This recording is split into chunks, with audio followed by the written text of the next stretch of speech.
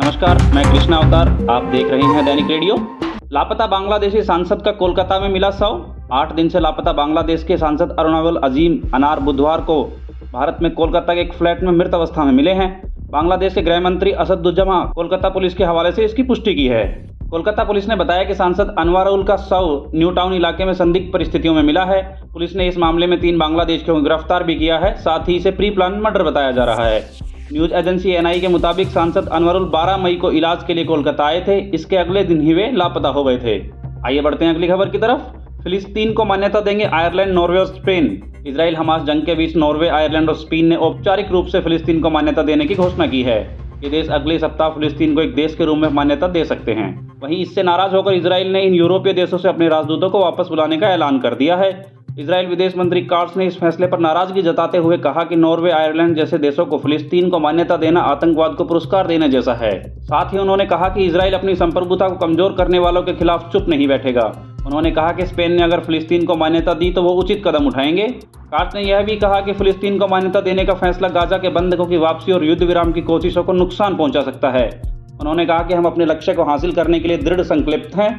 हमारे नागरिकों के लिए सुरक्षा बहाल करना, हमास को खत्म करना और बंधकों को घर वापस लाना हमारी प्राथमिकताओं में शामिल है।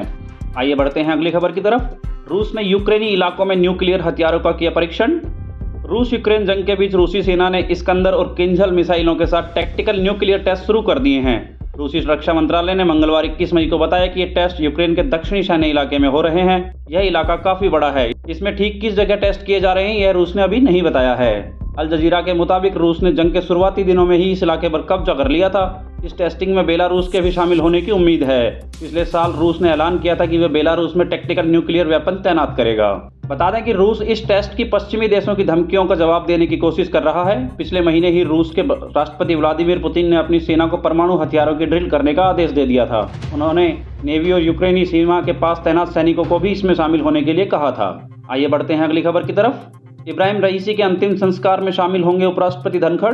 उपराष्ट्रपति जगदीप धनखड़ बुधवार 22 मई को ईरानी राष्ट्रपति इब्राहिम रईसी के अंतिम संस्कार में शामिल होने के लिए तेहरान जा रहे हैं। विदेश मंत्रालय के प्रवक्ता रणधीर जायसवाल ने पोस्ट करके बताया है कि भारत की ओर से शोक समारोह में भाग लेने के लिए उपराष्ट्रपति जी ईरान गए हैं। भारत की ओर से प्रधानमंत्री नरेंद्र मोदी और राष्ट्रपति द्रौपदी मुर्मू ने ईरान के लोगों के प्रति अपनी संवेदनाएं व्यक्त की है। इससे पहले 21 मई को विदेश मंत्री एस जयशंकर ने भी दिल्ली में ईरान के दूतावास का दौरा किया था। बता दें कि ईरान में 23 मई को सार्वजनिक अवकाश की घोषणा की गई है। रईसी के अंतिम संस्कार से पहले देश के सर्वोच्च नेता आयतुल्लाह प्रार्थना करेंगे। आइए बढ़ते हैं अगली खबर की तरफ। नाइजीरिया में किसानों और चरवाहों की झड़प में 40 लोगों की मौत। अफ्रीकी देश के नाइजीरिया के पठारी में सोमवार 20 मई की देर रात 40 लोगों की हत्या कर दी गई है। पठारी नॉर्थ सेंट्रल नाइजीरिया का एक गाँव है जहाँ चरवाहों और किसानों के बीच पानी जमीन को लेकर झड़प हो गई थी।